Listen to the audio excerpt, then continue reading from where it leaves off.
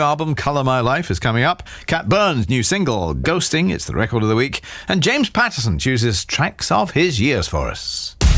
Radio 2 on the BBC Sounds app, smart speaker and 88 to 91 FM.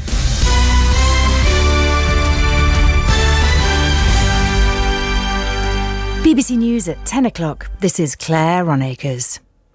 A-level grades across England, Wales and Northern Ireland are down on the past 2 years, but remain higher than pre-pandemic levels.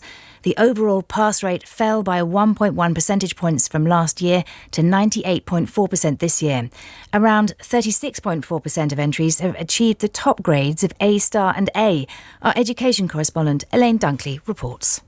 There were fewer top grades today compared with last year.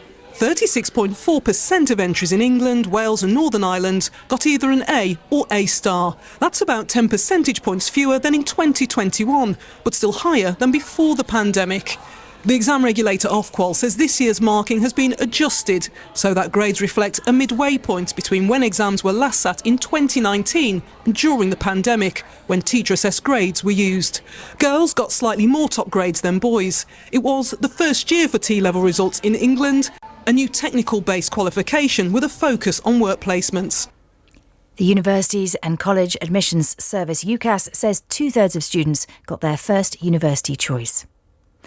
80% of train services across Britain are cancelled today as fresh industrial action takes place across the rail network. 45,000 workers with 3 unions have walked out in a dispute about pay and terms. The Chief Executive of Network Rail, Andrew Haines, says talks so far have been difficult. Slow negotiations, painful negotiations, moving all over the place. Absolute lack of clarity on what it would take for this strike to be called off. Shifting goalposts. They're not good, and we're desperate to bring this to a resolution in a way that's affordable for the country and which avoids the pain for my colleagues. Russia is continuing to bombard Ukraine's second city, Kharkiv, with shelling of residential areas. At least 7 people were killed overnight. The man charged with the attempted murder of Sir Salman Rushdie has said he'd read only a few pages of the author's book, The Satanic Verses. The New York Post spoke to Hadi Matta from jail. Sir Salman is in hospital recovering from multiple stab wounds.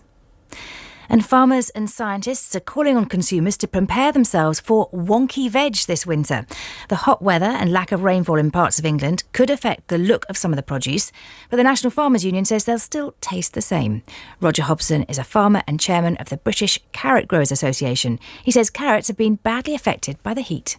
When you get temperatures outside of that typical 18 to 22, 24 degree band, they just start to wilt. And when you get up to sort of 40 degrees, they keel over and just about die. They won't be quite as nice and smooth and straight as normal. They're certainly more ribby. They're certainly smaller, a little bit harder to peel.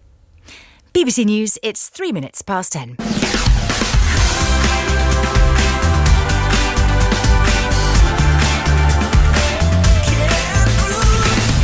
Listen live on the BBC Sounds app.